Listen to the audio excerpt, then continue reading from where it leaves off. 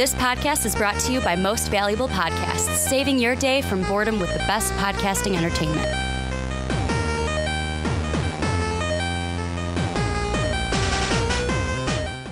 What's up, real MVPs? Ricky Widmer here, along with fellow man-child Johnny Karlic. And we are coming back at you for the Rick and Johnny podcast right here on Most Valuable Podcasts. I will get into why we have had the 2-week the 2-week awayness? No, that's not a word. What am I looking for, Johnny? Hiatus? Hiatus, that's the word I'm looking for. The 2-week cool, I know hiatus that we had here for the Rick and Johnny podcast. I don't like that pause in between. Before I do that, let me go ahead, get through the housekeeping. Number one, make sure to support us so we can keep doing what we love doing for you guys, and that is this. We love podcasting, love doing videos for you guys. Make sure to help us out on Patreon.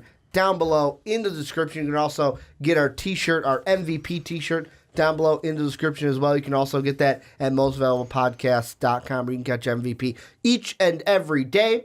And then last but not least, you can make sure and go on to iTunes, go on to Apple Podcasts, and give the Rick and Johnny podcast a 5-star rating if you think we're worth it. Man, those tots that you gave me earlier today from White Castle? Yeah. Yeah, the gas is getting to me. That's why I'm getting a little burpy right now. You're like 5. I know, I am 5. I am a man-child, Johnny. I'm saying you had 5. Oh, yes. You had like 5 of them. 5. I had like 5, but yes, a little gassy. That's why I'm getting a little burpy right now. Got to be burped like a good baby always does. I don't know, but I'm fine. Go over to iTunes and make sure to rate us and give us a review. Let us know why you like listening to the podcast each and every week. But Johnny, we got to talk about our hiatus. And our hiatus was for a distinct reason. And that is, we got hit with a bombshell 2 weeks ago. I want to say it was 2 weeks ago. No, I'm going to look up the exact date because we haven't podcasted since it happened. So on November 12th, about 2 weeks ago, 2 weeks ago, the first podcast, I'll be honest, happened beforehand. So I was sick. And I didn't have a voice. Or no, that was you were sick or something. The 11th, 2 weeks ago. I don't think I was sick. I don't remember what. One of us, I wasn't feeling good. That you was were. it. That was so you. the 11th, I wasn't feeling good.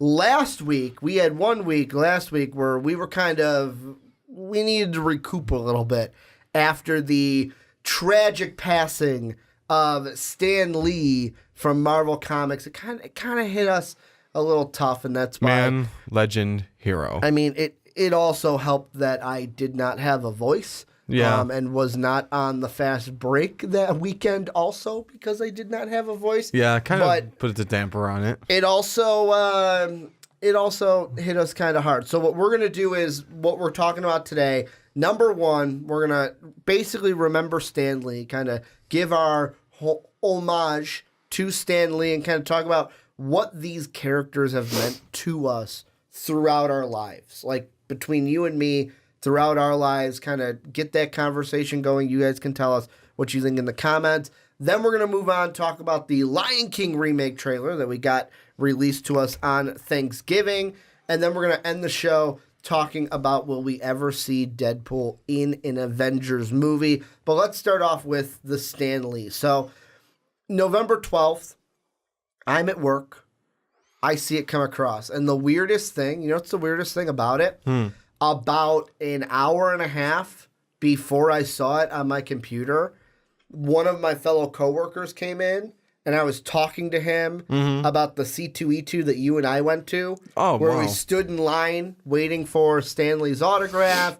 He came, did some autographs, he left, then came back, and how much you wanted that autograph because you didn't know how many chances you were going to get. That was supposed to be his last time touring around doing autographs anyway. So it's like, no, I need to get this. And it was just weird for me that I tell that story hour later. I go, it wasn't posted an hour later, but I looked at my computer. I was like, holy crap, what the hell? This can't be real. And then it was real. Yeah. Before we get into what all these characters mean, what are you kind of going through with the loss of Stan Lee? Well, I found out probably one of the worst ways possible. I had someone that I don't talk to very often just message me and go, or just messaged me a screenshot of that. I'm like, okay, they were thinking about you. No, I'm like, he puts on things that like aren't true because I've checked it before. It's like, yeah, no, this person's not dead. I'm like, this can't be real. No, and I had to look, and I'm like, oh, you're like, it's real. Oh, and then you sent it to me, and I was like, I know. Yeah, I know. I thought from someone who we actually talk all the time. It would be like, hey, I think you need to know about this. Yeah, and here's the thing I want to add. It hit hard, honestly. This is the greater thing of it, and this is like everything that I've seen so far is everyone like what these characters that obviously Stan Lee has created. First thing I just want to say, and this is just something that sticks with me. The one thing I've seen on Twitter that I really don't like is the people that go ahead and post, like, I saw a couple posts that are like, I don't know why everyone's so sad. Like, Stan Lee hasn't even written for Marvel Comics in such and such long. It's like, yeah, but without Stan Lee, there is no Marvel Comics. Exactly. It's not started what it is Marvel today. Comics. We're not having these epic movies without what he started. Exactly. Years and years ago. So I just want to this is going to be kind of like a free-flowing kind of a segment, just a conversation, and obviously I can't throw it to myself, so I'll throw it to you. What if you had to think about it? And I know it's a real deep question. It's not real like a for sure like here's a distinct answer. What would you say these Marvel characters? What is Marvel? What has it meant to you through your life? A lot, honestly. Well, I don't. Did we do it for a favorite heroes as a topic for? We did top fives. You did your top five, and I did my top five. Did we? Was that for our actual podcast, or was that for? It was us. Patreon. It was us. Okay, yeah, it was I wasn't an actual sure. Podcast. And as you know, like Wolverine means a lot to me, but all these heroes mean a lot to me. Well, you're a Marvel guy. I'm a Marvel guy, and these heroes mean a lot more to me than. I don't know how to describe. It's hard to describe. They all have like their own things that played into my life. When that first Iron Man movie came out, was like a game changer.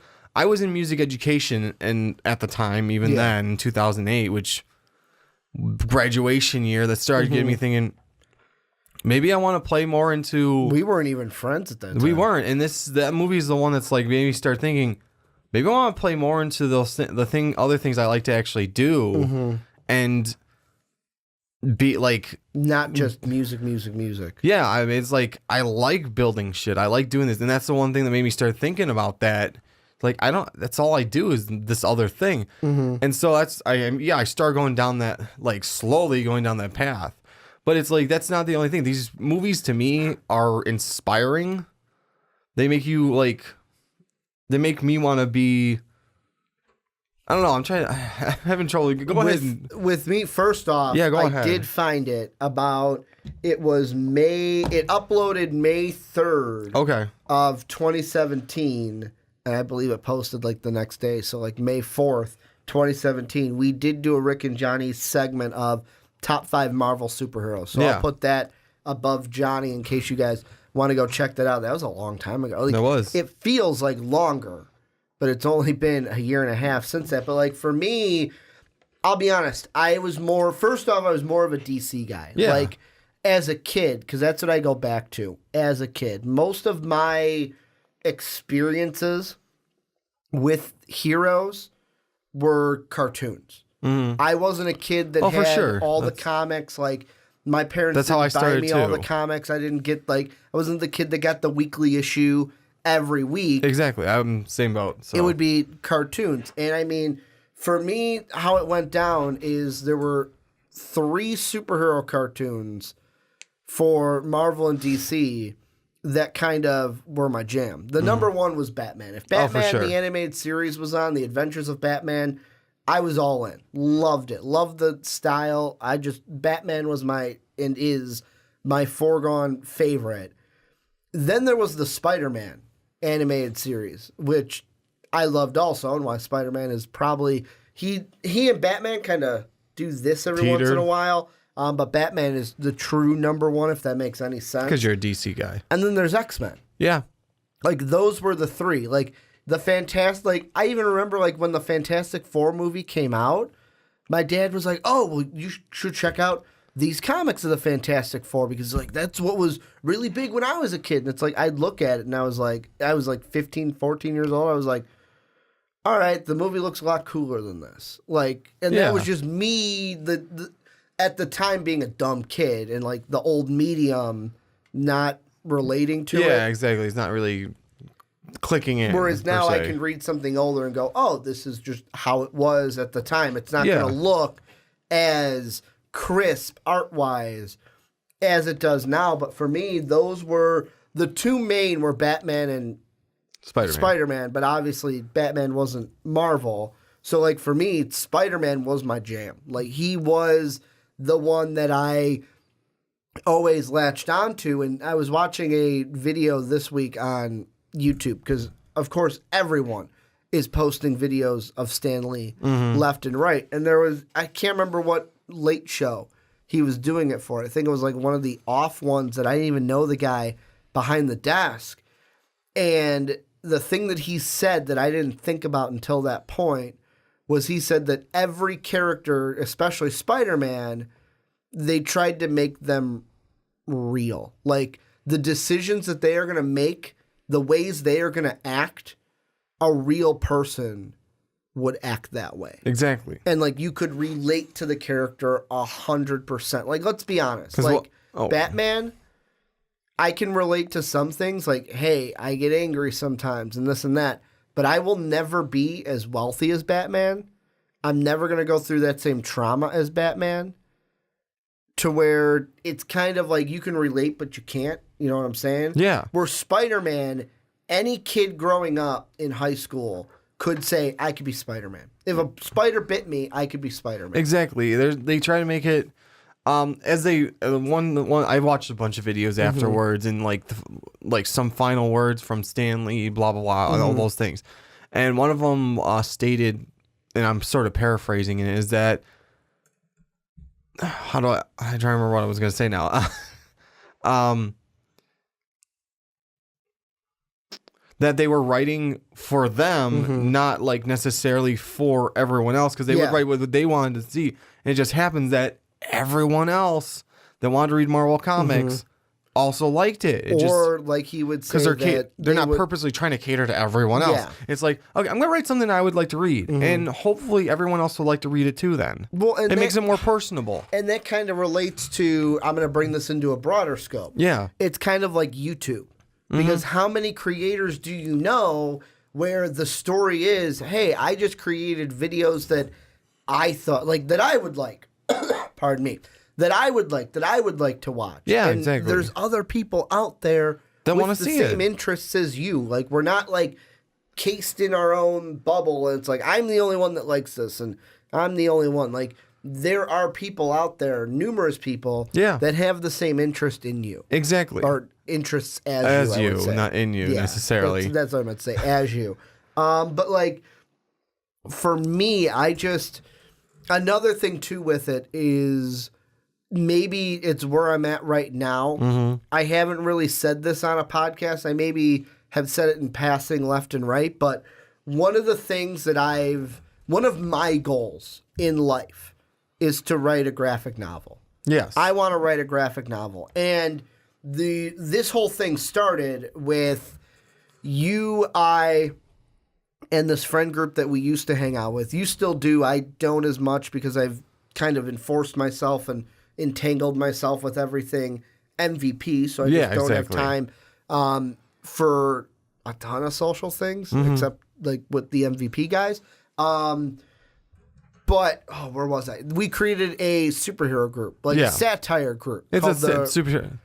Say it. Revengeancers. The Revengeancers. And it was, so you had yours. Which, to be fair, we thought about this before Thor Ragnarok came out, way before that. This was when we went to Comic-Con the first time, which was right after the first Avengers movie. Yeah. That's when we put this together. Yeah, I think it was maybe about a few months after we started making jokes about it, because it all started with jokes about me working at Kohl's. Yeah. because you were at Kohl's and your character was the retailer. Explain the retailer, because I'm not going to explain it. You basically, can it's explain sort of Iron Man-esque, but I think the big joke about it was like the repulsor type thing makes the register sound.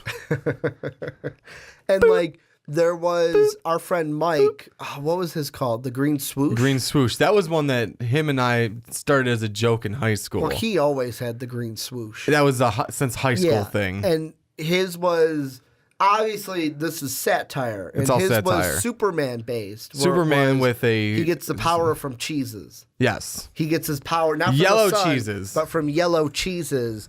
And mine was the most serious of them.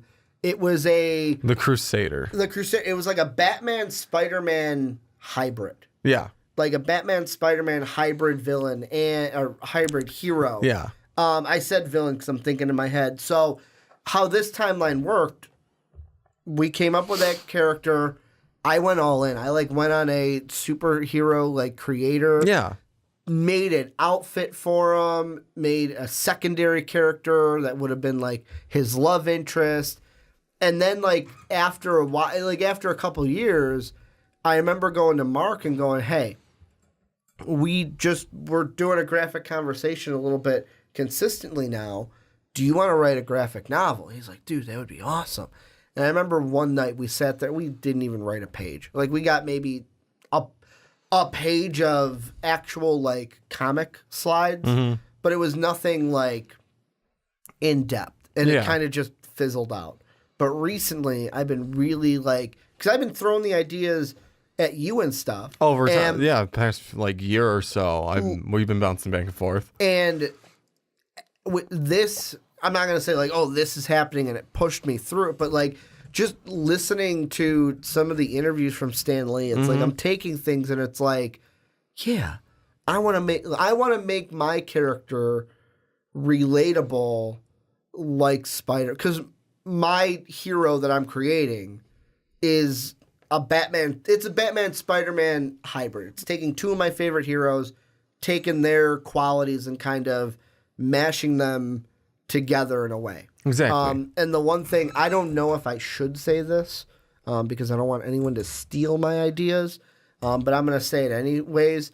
The kind of twist that I had with it is that because it started out where kind of a Gwen Stacy kind of a thing. Yeah. Where he stops the mob, like a mob shooting, but in that kills the police chief. The police chief's daughter is his best friend, his love interest at school, whatever her name is, Girl X.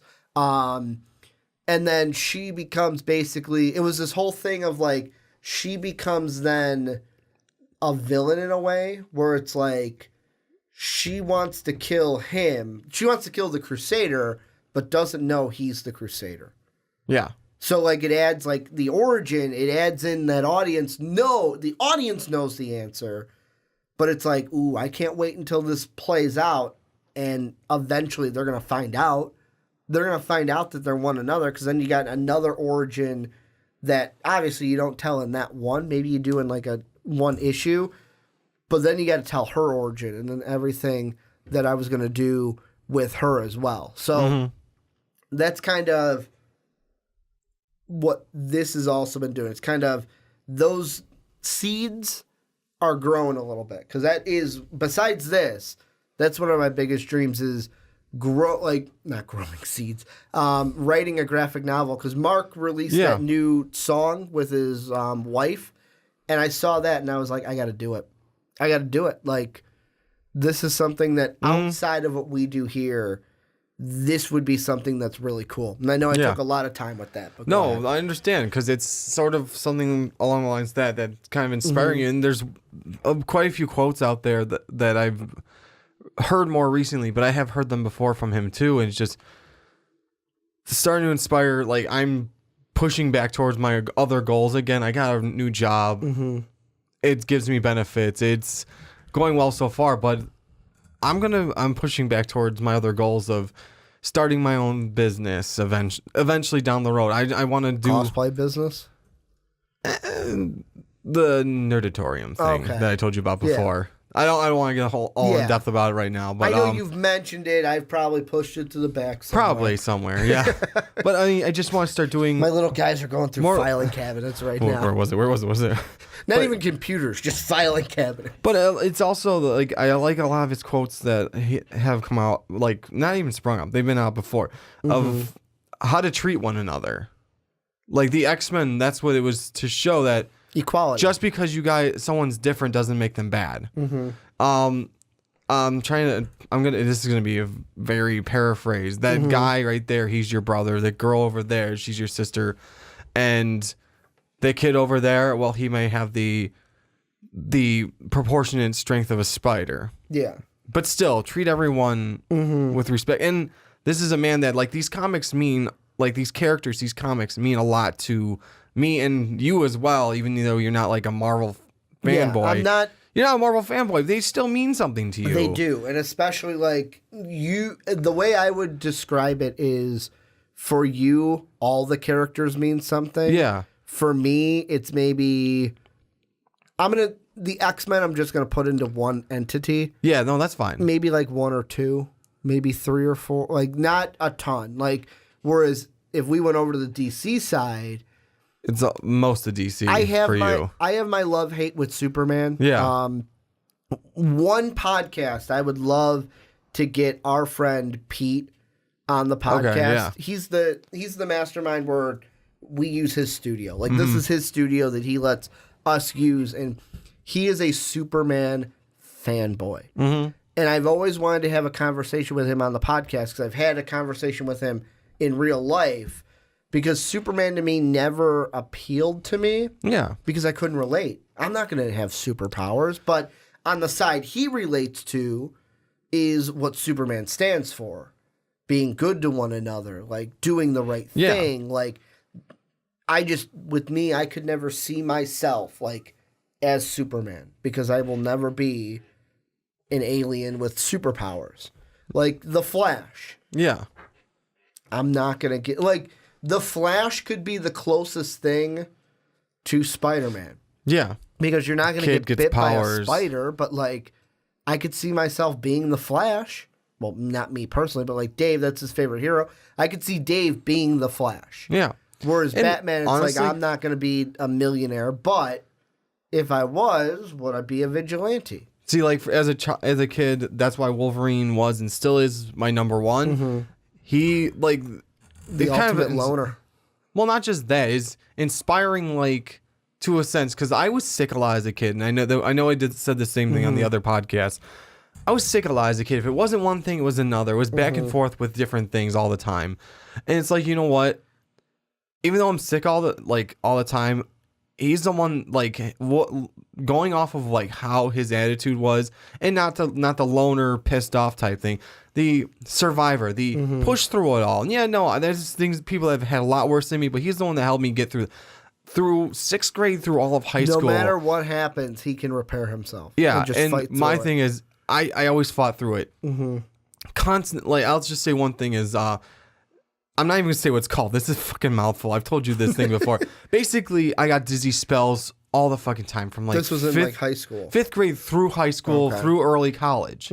This is almost like a 10-year span of getting these. Yeah, and I still get them off and on. But I learned at first I was on medications for it, and then it's like I pushed myself. I got myself off the medications. I pushed through them, and I get them. But guess what? I pushed through them. I pushed through them, and I survived. I've had it where the room started spinning. Kind of like, and you figure that's not like vertigo, is it? No, if the name of it's transient neurocardiogenic instability. You got that like down to like I do. There was no flub whatsoever. I had to, and then people will be like, "What the fuck is that?" What did like, you just? What did you just call? No, I had people go, "What did you just say?" I'm like, "Oh, let me slow it down," because I got to the point where I could say it. It was just so fast. Yeah, exactly. All in all, I get dizzy spells, potential of passing out, which again, I fought to never pass out. Even though I like black spots and everything in my vision. I took that like the little bit of mentality, and to me, all these characters, even the DC ones, you don't take like verbatim the character, you take elements of their personality. Like and I know this is the movies now. I've been taking kind of notes on Thor's attitude on everything. Mm-hmm. Try to find a semi-sunny disposition. You mean Point Break? Yeah, Point Break. Thank you. Damn you, Stark. But just try honestly, after that first, we've both changed since that first Comic-Con. I feel like I've become a lot more confident ever since my first Thor cosplay. Mm-hmm. And just that's sort of helped me become more confident to think, be like pull personality traits out of these heroes and try to be like them to that degree. Don't change who you are, but like you can take the inspirations out of how they act to say, you know what, I want to be more like this. Because when we first met, how fucking shy was I? Very shy. How little did I talk? Another thing too is this isn't all of it, but it's a part of it. Yeah. This has helped with that.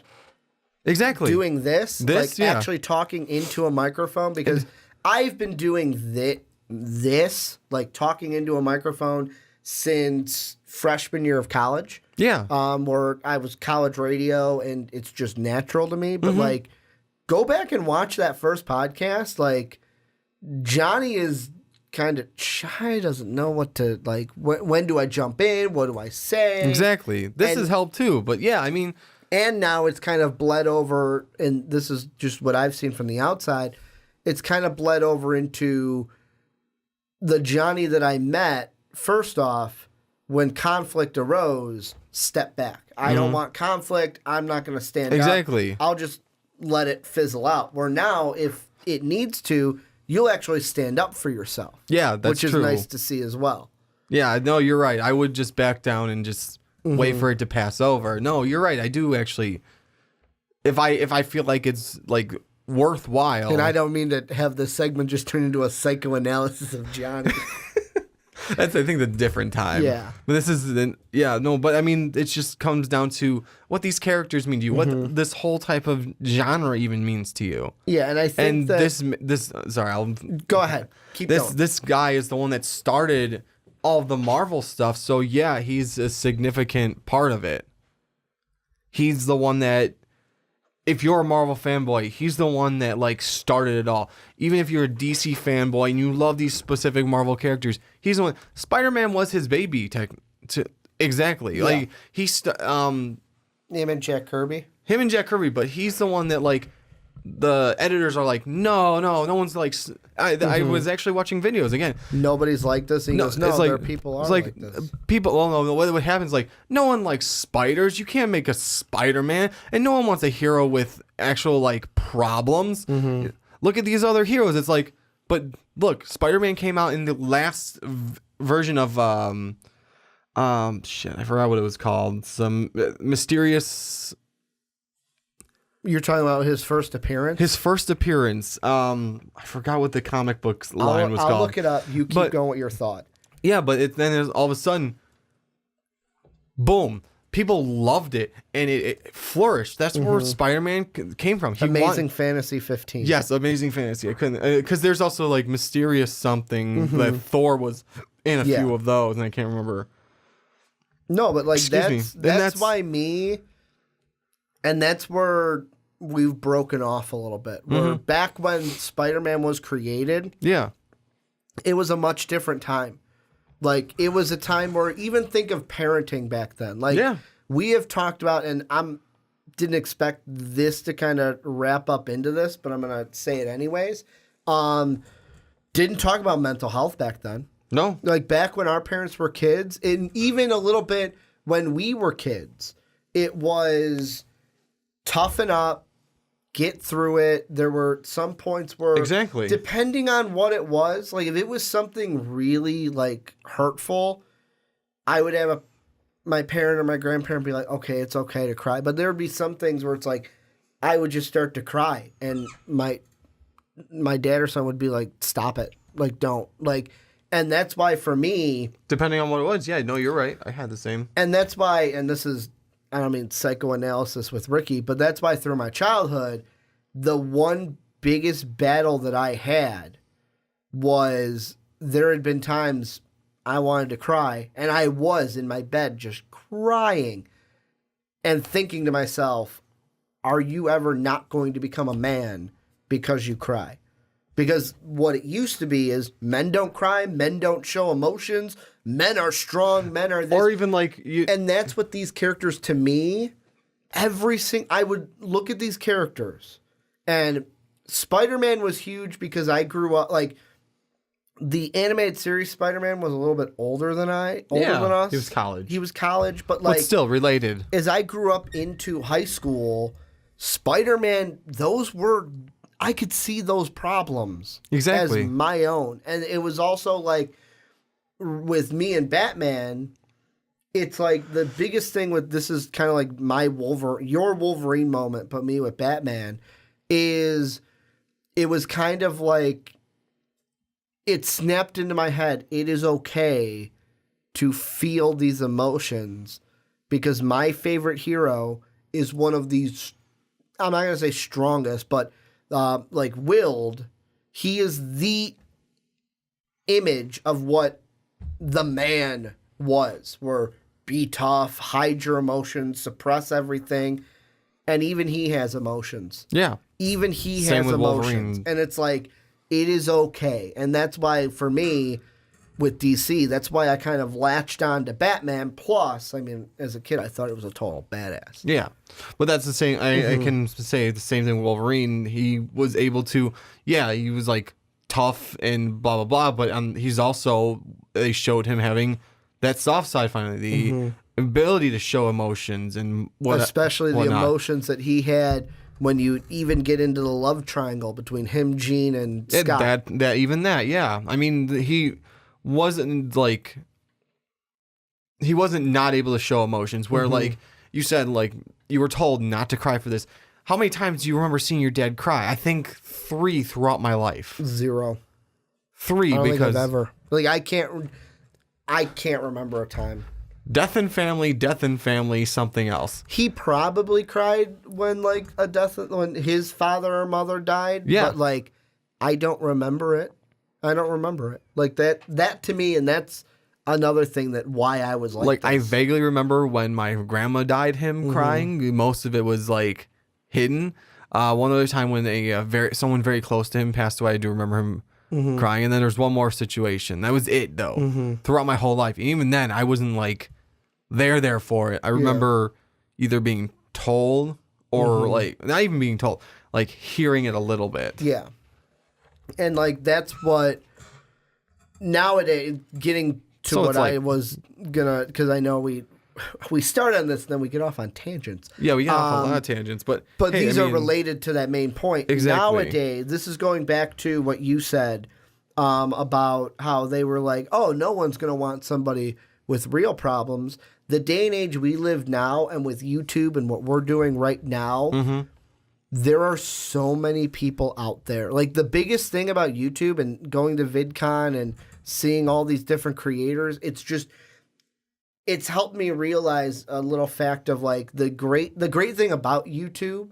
And sorry for our podcast listeners, I don't mean to kind of seclude you, but really anybody who listens to a podcast like this, you're listening because you either relate to that person. Like, I'm going to take an example, Markiplier. If I showed you a picture of Markiplier and just said, this guy has over 5 million, he's probably got more now, 5 million subscribers, I'd be honest, you'd look at him and go, that guy? That guy has over 5 million subscribers. He looks like a normal fucking dude. A normal fucking dude. But why is he so successful? Because people watch him play games, and it's that you're hanging around with your friends, like that old couch co-op, like Dave would always say, because he grew up with older brothers, he never needed to play. He was fine just sitting there watching the game. And that's why Dave thinks that he likes Twitch so much, because he can just watch someone play a game, and now I have to play it himself. Where I'm on the other side, I got to play it. Yeah. Like, I want to experience I like that experience game. the actual game. And My decisions. well, I mean, Dave also, let's be honest, is not a huge console guy. So if it's a console game, True. his thumbs don't really. He even says my thumbs don't work like that. But like He got that stupid thumb. But even like the one channel, I haven't listened to them recently since I got my new job, but like Kind of Funny. Mm-hmm. The thing that I love about them is, and some people could say you hate it, but like they call their fans the best friends, like Kind of Funny best friends. Mm-hmm. And it kind of automatically pulls you in. And it's like, you know what, after you watch a lot and you listen, it's like, you kind of feel a little bit of that, like, they kind of feel like your buds. Mm-hmm. Like, you're sitting around the table talking to your buds. You can comment in the comment section. You can hit them up on Twitter. And it's just the society that we live in is a lot more open to that than it was when Spider-Man was created, when they told Stan Lee, nobody's going to care about problems of real people. No one wants to see... Yeah. Because that's heroes all with we real want people. to see right now. Because they want they want to see. It's like, people want to see heroes without problems with being super, being like. No. I we learn people like relatable superheroes, superheroes with actual problems. Because it makes them more real life. Another thing I like that you said about Spider-Man that is so true. That kind of is another thing I'm going to use when writing mine, is he goes, I wanted every decision that he made, I wanted to feel like an actual human decision. Exactly. Like, you reading could sit there and go, yeah, I could make that decision. Or like, I could think that. Or I could like, see, at least I could see where why he picked that over the other one. Yeah. Even if it was a mistake. Even if he picked something and it didn't turn out the way he wanted. Exactly. Like, it was a humanistic decision. Makes them choice. human, makes them exactly relatable. Makes them relatable. And that's the one thing I love. Maybe that's why Spider-Man's my favorite Marvel hero. Yeah. Maybe that's the fact of it. Anything else that we have gone a long time on this one, but I don't care. It's been great it's discussion. important because I want to put a I'm trying to think what the word is now. I want our condolences to the Lee family, to all the fans of Stan Lee, anyone that it meant, his comics, his movies, everything meant anything to you. Mm-hmm. And with me, the biggest thing that I hate right now is those negative people. I agree. Don't let them get to you, because like the thing. Actually, I do want to say something to those negative people when you're done. The thing that I hate about it is, like, I get where they're coming from in a sense, where it's like, A, this guy didn't know you. B, you didn't really know him. Like, why? It's like, but we care so much because it's kind of like when, I'll put it in this sense. It's kind of like when a YouTube star that you've been watching and watching and watching dies. Just goes away. Because there have been, tragically, a few of them that have, like, either one over here, one over there, either died of something, might have tragically committed suicide, and it's like, you have all their old videos, but they are now gone. Yeah. And that is what the Stan Lee, the Marvel community now feels, is that this man that was kind of there and provided so much entertainment and just life experiences through these comics for us is now gone. So it's kind of like it's kind of lost, like we lost our grandfather. Well, I'll put it this way, and I don't appreciate people that downplay or kind of shit on it to an extent of, oh, well, it's just comics, or he didn't have much to do with it lately. It's not about that. It's, A, he started it. He's the guy that was there for all of it. He, on multiple times, has stated he loves his fans, which you love. I like. Who doesn't like hearing that he appreciates us as well as we appreciate what he's done? Yeah.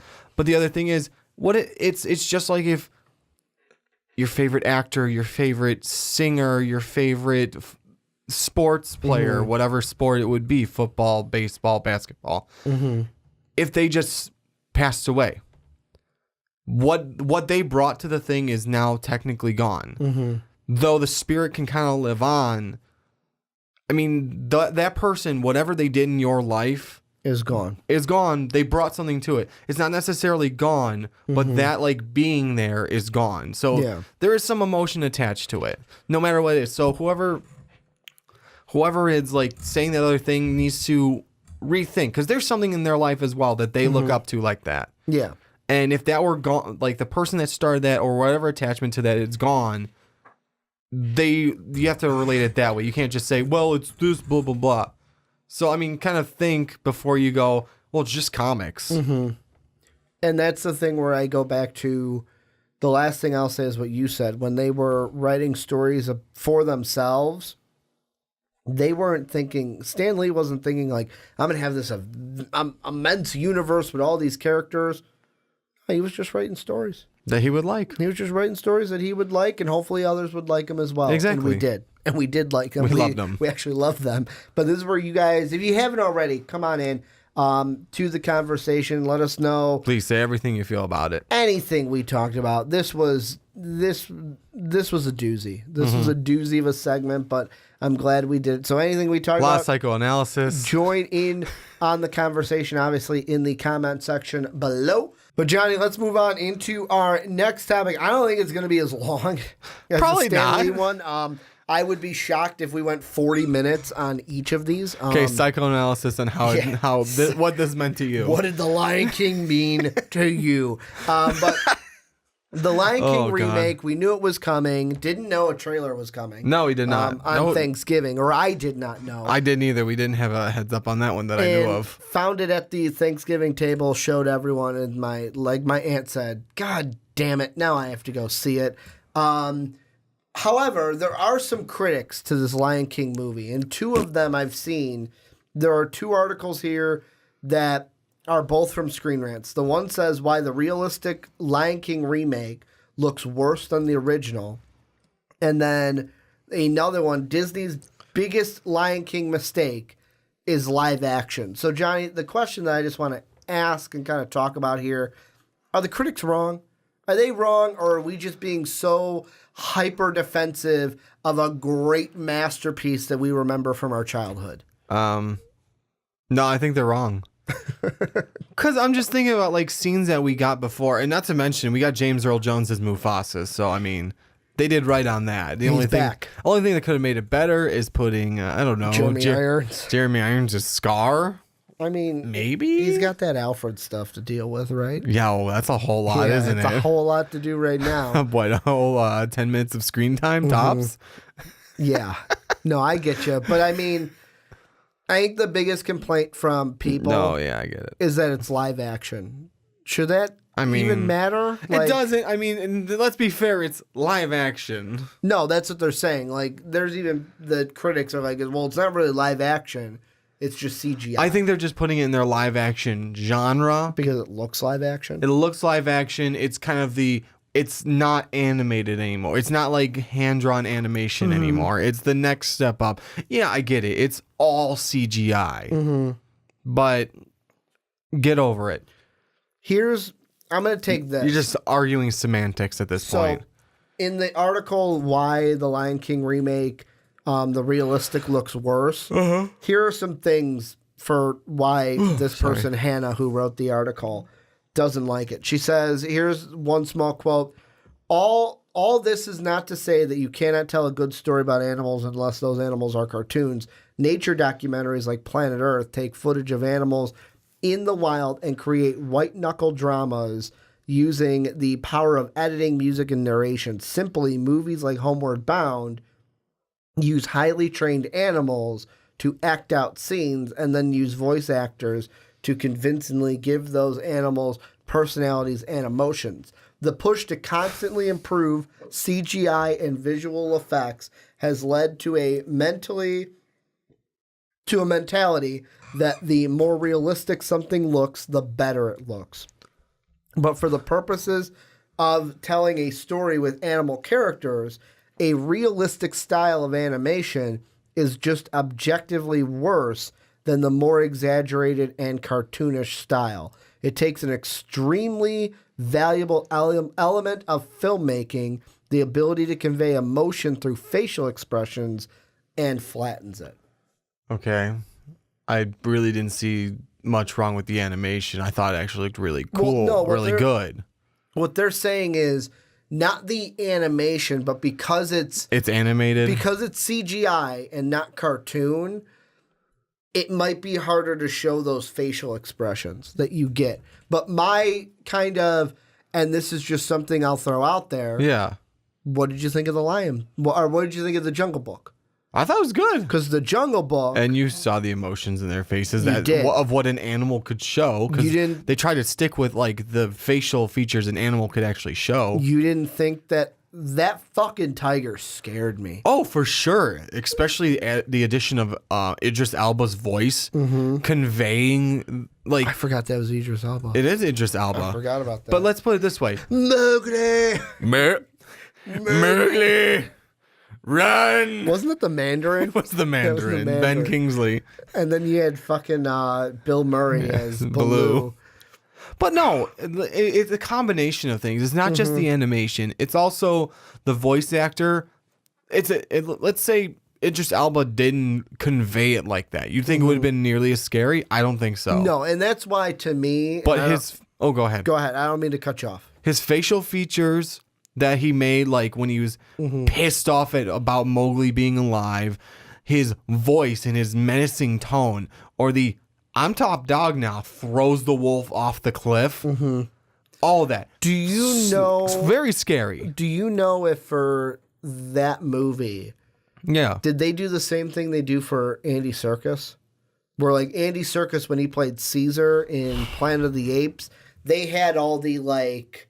Or like Thanos, they had all the dots on the face and the camera in front so that you could see. I don't remember if they did that with I don't know if you would because, like you said, want it to be a monkey or an ape is different. Like they could have maybe done it with Christopher Walken when he did King Louis. Yeah, because Christopher Walken is King Louis. A little bit do.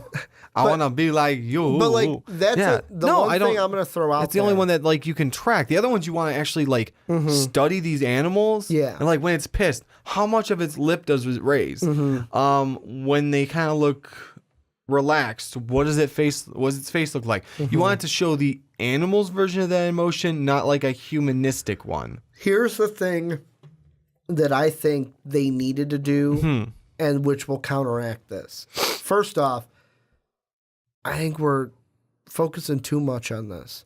It looks beautiful. It does. I agree. It looks like, and the whole thing, the reason why I think they're doing this and not just making it a cartoon is if you just make it a better cartoon, you're just it's like, just make it HD and you don't want it to seem like you're put it out to video, put it straight to video. Exactly. Well, not just that. The analogy I'm going to use, you're not taking an old car, giving it a nice polish, and then pushing it out as brand new. Like, that's what that would feel like if it was a cartoon. Like, if you're going to make a cartoon, tell me a brand new story that you haven't told me yet. Well, go ahead. But the thing that I wanted to get to is the thing that I think is, I don't want to say counteracts, but counteracts this kind of argument is who do you have playing those characters? And right now, if you look at the cast, Donald Glover is our Simba. Beyonce is going to be in it. She's going to be Nala, I believe, older Nala. Yeah. Then you have John Oliver as Zazu, Seth Rogen as Pumbaa. In the hyenas, you're going to have two of them. One of them is from the Dora Milaje. Oh, what's her name? The head of the Dora Milaje. I know that's Okoye, but I can't remember her actual name. Yeah, but that's who I was looking for. Okoye. Keegan-Michael Key. But then also we have, what's his name? I think I can see his stupid face in my head. He had that late night show on Adult Swim where he'd make the comedians do stupid stuff. I know who you're talking about. I want to say his last name is Miller, but I'm not quite sure. I'd have to look it up. But I think Andre. Andre. Eric Andre? Eric Andre, that's who it is. So Eric Andre, Okoye, Mike and Keegan Peele. That's your hyenas. Those are your three hyenas. You know what? I'm kind of surprised also. That they didn't make one like Ed? I am, but I'm not. Well, that too. Maybe they will anyways. Yeah, I don't think so. Probably not. That they didn't get Whoopi Goldberg back. She was one of them. She was. But it's like, it's one of those where it's, Mufasa is different. Like James Earl Jones. Like, you can't recast Mufasa. No, you cannot. All right? Like that's a voice. Like That's too pronoun of a voice. As soon as when you hear the phrases Pronouns. or think of the phrases, everything the light touches, you say it just like James Earl Jones would as Mufasa. Everything the light touches. Everything the light touches will someday be yours. Remember who you are. Exactly. Like you think James Earl Jones. Like that is one. That's the only part of me is like, Scar, why didn't you fucking get Jeremy Irons to be Scar? Like, that's what I think of with Scar. But I'm convinced that Mordo from Doctor Strange can do a get good it done. job. Yeah. Because, I mean, Idris Elba knocked it out of the park. He did with Bagheera. With Bagheera from the Jungle Book. Shere Khan. I'm sorry. That's right. Bagheera is the panther. Yes. Mowgli. Mowgli. But yeah, Mowgli, run. I look at this and it's just like, I look at all this hate. There are some of it, like, I'll be honest. One of our fans on Twitter, I saw a tweet that he put out of like, is anyone else not excited? And like, I looked at it and went, all right, you're not old enough. Not touching. You were not old enough to experience this. It's like, I'm not touching as this it came one. out. Like, we were 4 years old. Exactly. When The Lion King came out. So this was right up our alley. So by the way, keep your kids home. This is for us. Well, the funny thing about that, I saw on Facebook. I saw the memes already. One of my friends posted it. It was like all the movies we're getting from Disney: Captain Marvel, I sent Avengers, that to you, Toy Story, Lion King, Aladdin, and then there's something else because there were like 8 of them, and I've only got through 5. Avengers? Did you say? Yes, I said Avengers. But the whole thing with it was the bottom picture. It was like me in movie theaters in 2019. And it was a picture of Billy Madison when he's in the preschool room, when he's just sitting there listening to the story. And it's like, yeah, no, that's how it's going to be. Like, nostalgia is going to kick in. And Okay, I've got the list when you're ready. Go ahead. March 8th, we are getting Captain Marvel. I almost said Miss Marvel. March 29th, we're getting Dumbo. That's right. Dumbo was the other May live action. 3rd, we are, and possibly sooner, we are getting Avengers. I'm going to say Infinity Wars Part 2 until they give us the name. Annihilation. Yeah, you can say Annihilation. Annihilation. We are getting on May 24th, Aladdin. June 21st, we are getting Toy Story 4. And then finally in July 19th, we are getting Lion King. And so my first thing when I sent it to a few people was, damn, Disney, you're taking the whole summer. Dude, they are just knocking it. Here's the thing. No, they are taking the whole summer. Here's the thing I want to ask you. With Toy Story, when I saw Toy Story 4, didn't Toy Story 3 end with like a logical ending where it was like, you don't need to tell anymore. I thought it was a logical ending too. You don't need to tell anymore. Andy's chapter is done. It's like, I just hope that Toy Story 4 is not just going to be a money grab. I hope not either. But yes, they ended logically as Andy's like, you know what? I'm giving these toys away to this girl that I feel like she's going to be really good to them. Unless they're going to tell her story now with the toys. But it's like, why? Why? Just let that one end. Let it end. Let it die. Let it dies. Be its thing. Like, let it be its thing. Also, this summer is going to be very, very emotional for me because 2 of my number 1 and number 2 top Disney movies are being remade and released this year. Do you know which ones they are? Well, there's 3 of them being made, so I have a 2/3 chance of getting it right. Inkling that one of these things is not like the other one. Is one of them Aladdin? Yes, Aladdin's number 1. Lion King? Lion King's number 2. Okay, so Dumbo is not in that listing. Sorry, Dumbo. Okay, I wasn't sure. I don't know what my number 3 would be. I like Sword in the Stone. That's I would love for them to do Hercules, especially before Danny DeVito dies. Man, Hercules, yeah. I want Danny DeVito to be Phil. I'll say this, and someone else said this, but it just popped into my head. I'm surprised they didn't make a sequel to Hercules. They've done Aladdin 2, Lion King 2, this 2, that 2. The Aladdin's like 1 through 4. No Hercules 2. They even had a Disney Channel series. Yeah, Disney Channel Like, series for Aladdin, Disney Channel series for wasn't Hercules. it Aladdin and the Thieves of... Aladdin was just like the Aladdin and like just I thought day-to-day they had adventures. one that was called like Aladdin. And the King of Thieves. And the Yeah, King that's of one Thieves, of that was one of the it. actual movies. Yeah, Okay. that's when he finally finds his dad. That's right. That's right. Spoiler alert. Yeah. Spoilers how many years later. But I Over mean, 20? Yeah, I feel, just putting this one to bed, I just feel like I feel like relax. Relax. It's gonna be a good movie. I want to say one thing about the whole. I get it, she's not saying for them to Mm-hmm. do this, but yeah, I get like you made the connection with Homeward Bound with trained animals. Those are dogs and cats. These are lions Mm-hmm. and many other dangerous animals that you can't necessarily train like that. Here's the last thing Very well. Here's the last thing I'll leave you from that article. Yeah. We've only seen a glimpse of the Lion King remake so far, but it's looking worryingly like a shot-for-shot remake of the original, which in light of the points above means that it has a considerable risk of just being the Lion King, but worse! Exclamation point. Okay, I don't know about the worst part. But worse! Exclamation. Would you? Let me ask you. Would you have a problem if they No. just did a shot-for-shot remake of Hell no. just no. realistic looking animals? No, I wouldn't have a problem with that at all. Because I mean, they better have. I to be honest, they better have the one of the main parts they better have is. Think of it this way. Think back to Beauty and the Beast. Oh, What? Obviously, it wasn't a shot for shot. it was pretty close. It was pretty close. Yeah. It wasn't a bad movie. No, it wasn't. Like, come on now. Come on now. Exactly.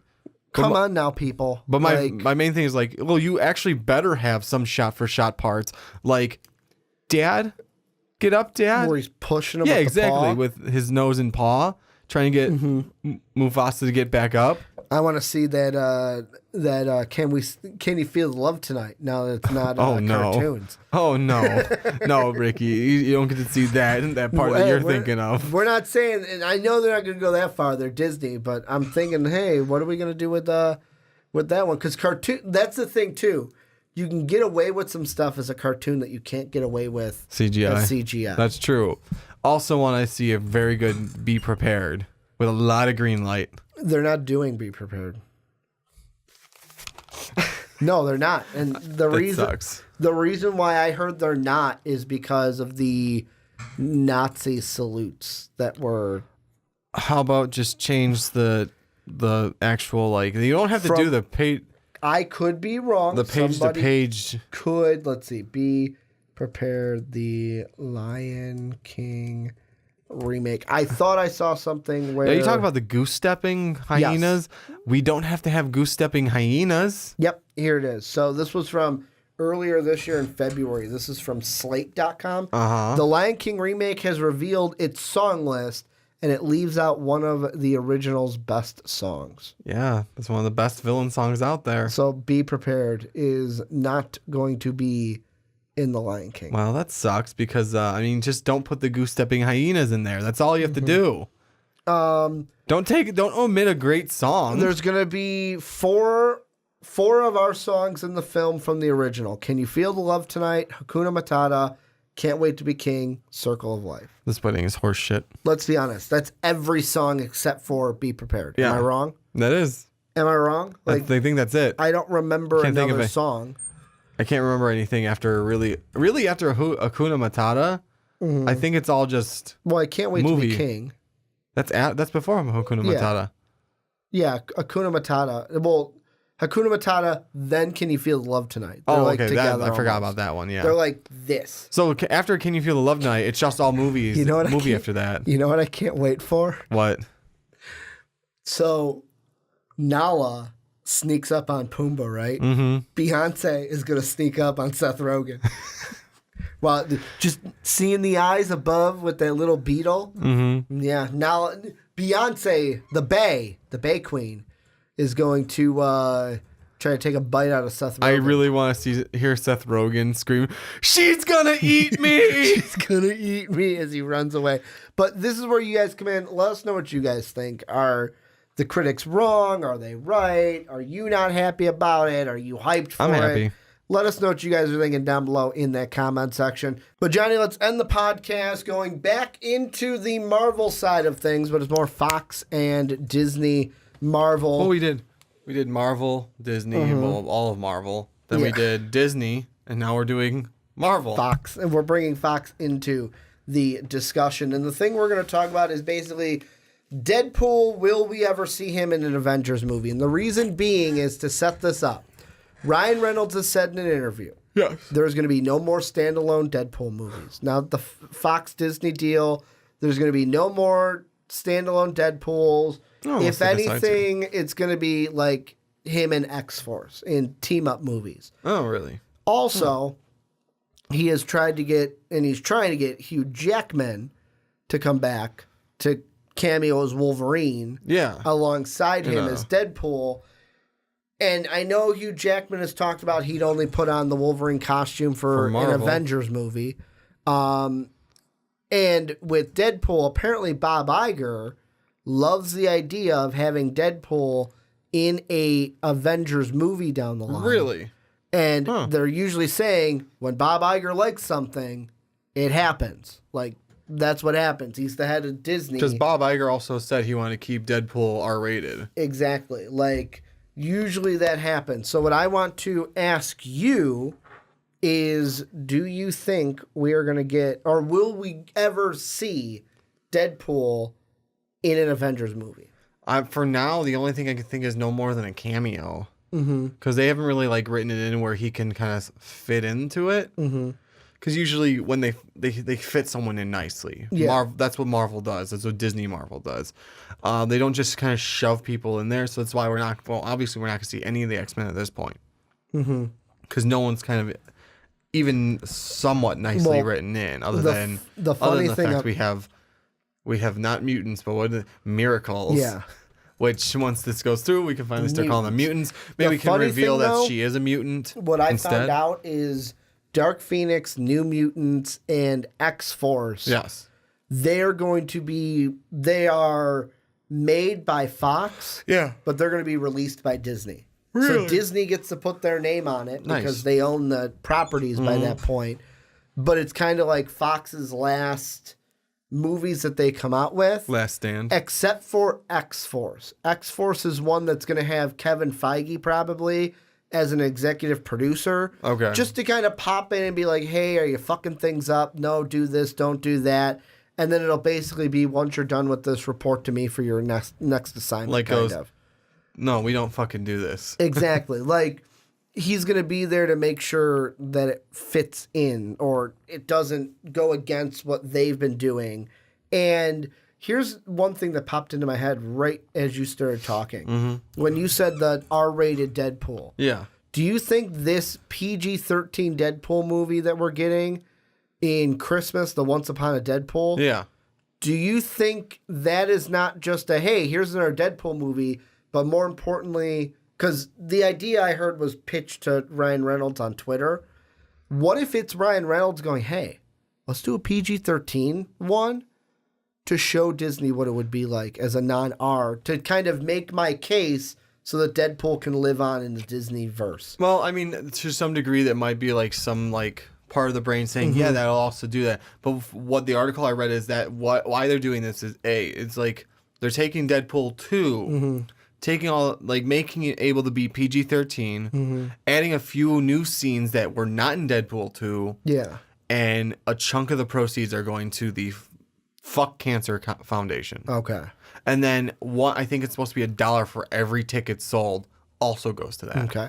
And so I just was a lot of this, let's be honest, is probably Ryan Reynolds' idea, but thank you, Fox, for going along with that. And I mean, I'm not saying that the whole thing is just, hey, we got to show that we can be non-rated R. Yeah. But maybe a little bit of it is, hey, let's show Disney we can be non-rated R. That Deadpool can be non-rated R. Because let's be fair, if they really wanted to, they could have made an R-rated R-rated Christmas movie. They could have. But I think it's also like to make it like the more family oriented to a degree. Because I mean, more people are more likely to take their kids to see a PG-13 movie. And then if you say proceeds are going to cancer, it's like, Got my fighting money. Not going to cancer, going to Fight fighting cancer.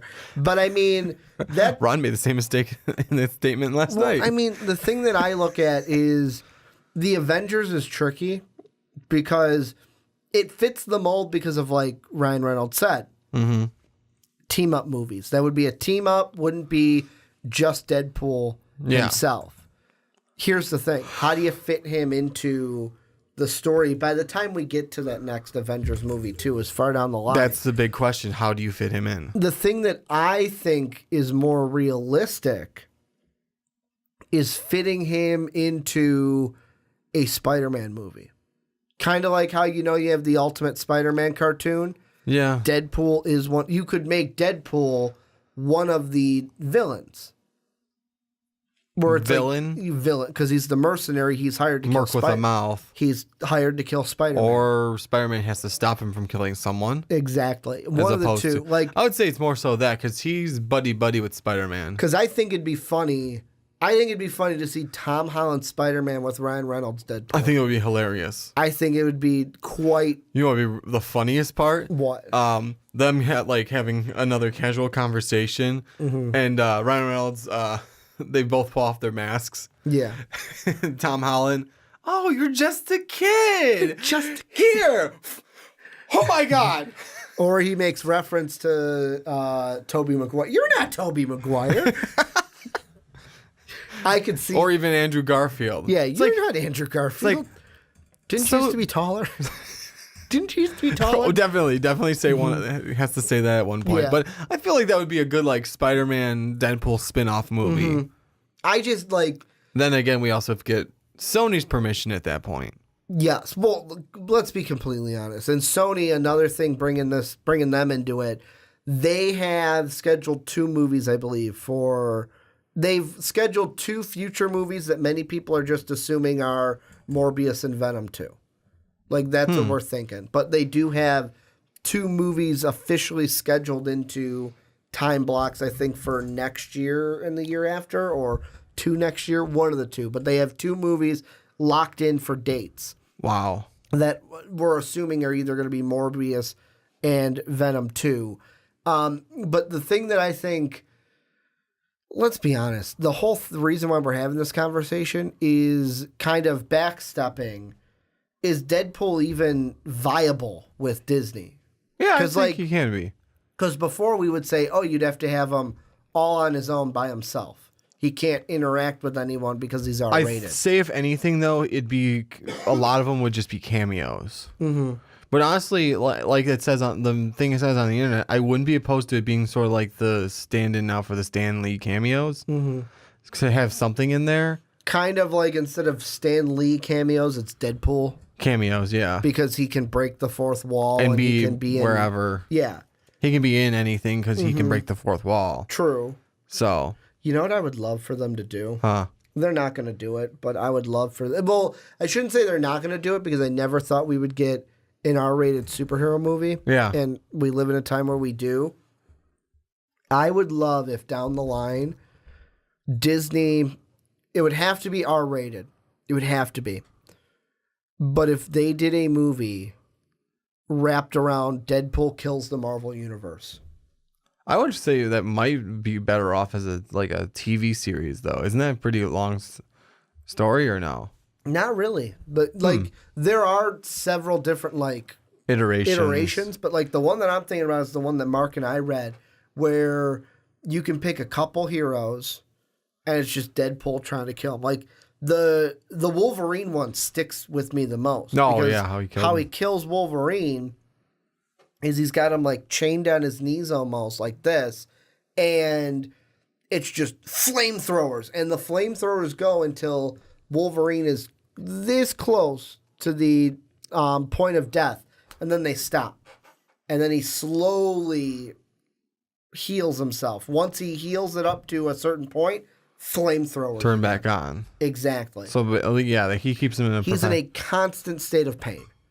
A constant state of burning alive. Like, constant state of purgatory-ish death. Exactly. So, like, he sort of dies, but doesn't die. Exactly. Like, that's one that I feel like I would like to see, but I don't know if it will ever happen. I don't think Disney would ever do that. Exactly. Like, that's one that I would love to see. With Deadpool, though. Well, one would be a great way to play off probably the first Deadpool PG-13 movie. Mm-hmm. Him waiting, because we all know you get one F word per PG-13 movie. Do you really? I think so. From what I've read, and I could be wrong. Someone correct me if I am wrong. I've been saving this one. Fuck. Wait. No, wait for it. Like, throughout the whole movie, he's about to say, like, not the time. And like, someone else goes, not the time. He's about to say the F word again. Not the time. And then all of a sudden, like, let's say it's with Wolverine. Mm-hmm. Like, very end, like, the end plan, like, we're gonna need the plan to finish this off. Mm-hmm. Well, what the fuck are we gonna do? And Deadpool goes, like, that was my word. I wanted to do it. Yeah.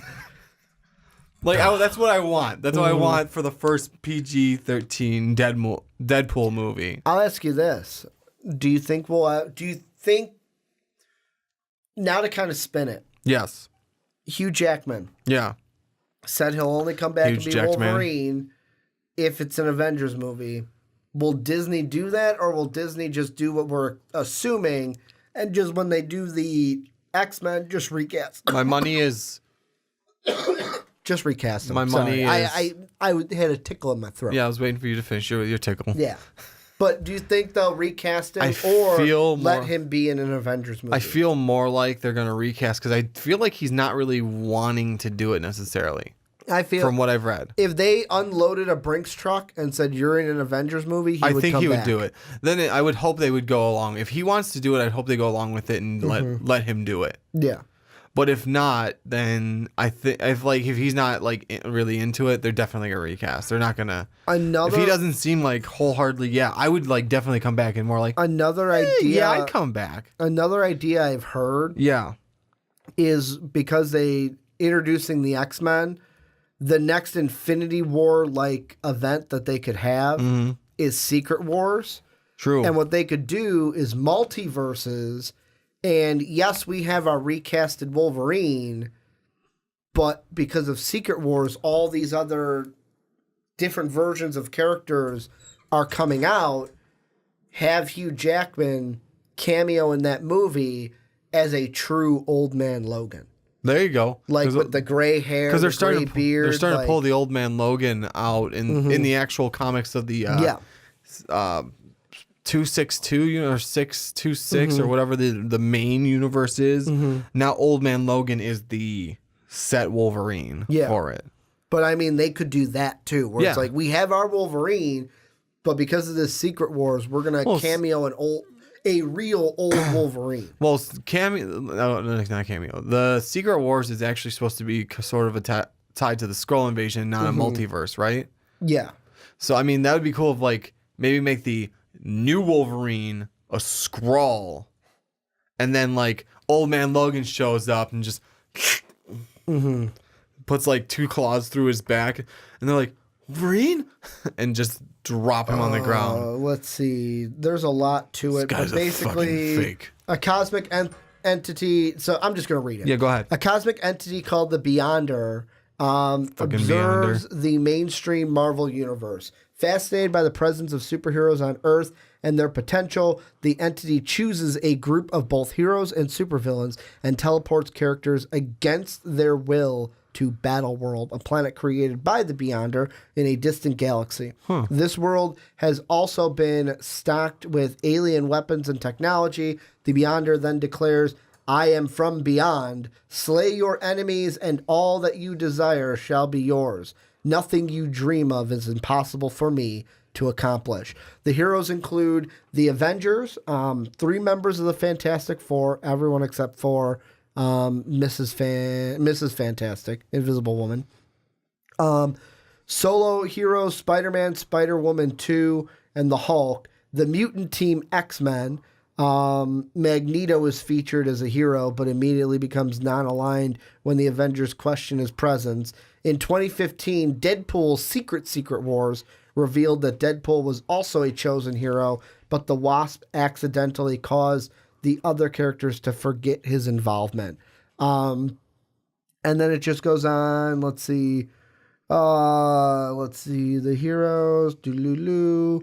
Spider-Man finds the black costume for the first time.